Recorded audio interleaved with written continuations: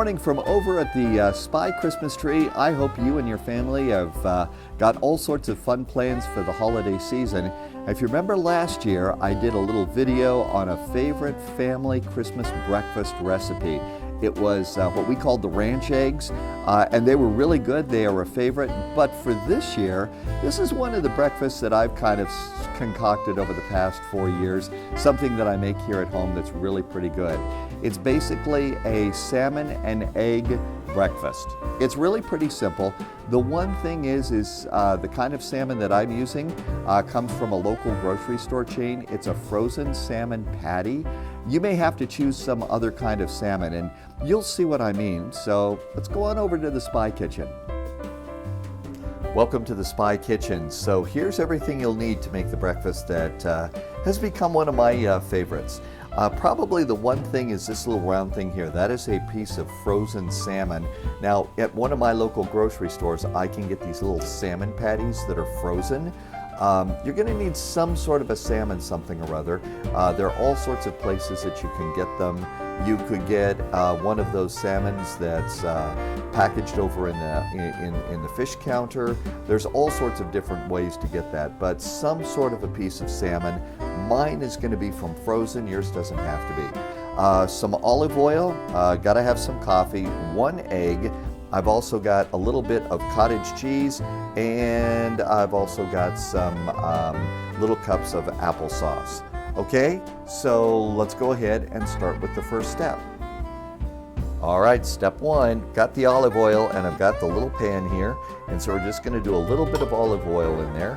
I'm also going to go, and it's time to turn on the burners. I'm going to turn mine on, about 3/4 or so to start to get this thing all warmed up.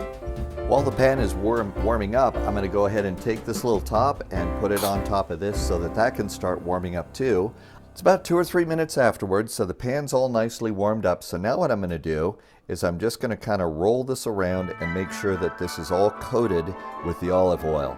Then I'll roll it around the edges too, just to make sure that I've got plenty of that. Next step, let's grab the little piece of salmon, put the little piece of salmon in, put the top on really fast, and 2 minutes later we're going to flip it. I'm also going to turn this down to about halfway. It's almost 2 minutes later, so one of the things is you can still see a little bit of frost here in the middle of the piece of salmon. I kind of wait until that little piece of frost is pretty much done before I flip it. There's still a little bit of frost in the middle here, but this is about the usual time that I'm going to go and flip the salmon. You can see it's starting to brown on this side. Put the top back on, and we're going to wait another 2, maybe 3 minutes. And after flipping it, I'm going to turn this down just a little bit more. And here we are about 3 minutes later. Remember, this side is still a little bit brown, but you also see some of the salmon fat is starting to leak out of the salmon. So one of the things that I'll do is grab the spatula, and I'm going to go and flip this over there. There's a little of that too, but it's nice and brown. I'm just going to let it sizzle there for a few seconds, maybe about 30 seconds to a minute. Next step for me is we're going to go ahead and take the piece of salmon, and we're going to put this, and I like to do this little bowl, this little boat thing kind of for cooking. And now comes the trickiest part. Okay, so I've obviously switched my egg thing over to a little bowl, and let's see if I can do this. This is always a disaster. And looks like good.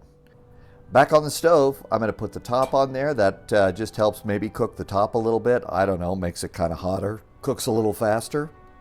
The egg doesn't take long to cook on the other side, so we'll flip it out and put it right on top of that.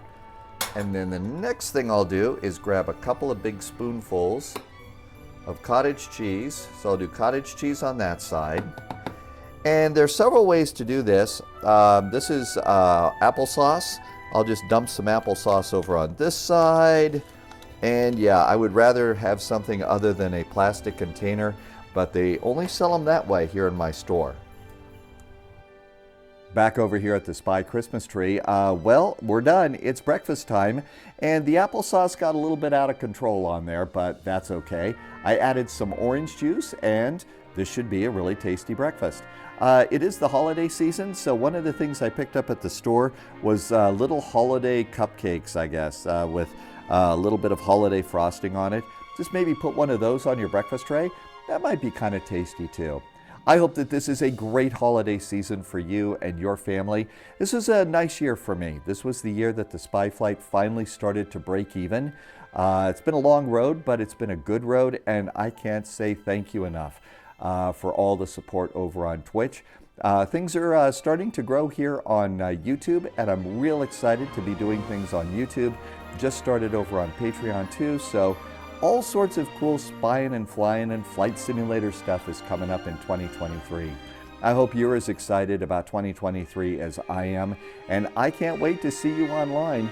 In the meantime, happy holidays from me. Take care. We'll see you soon.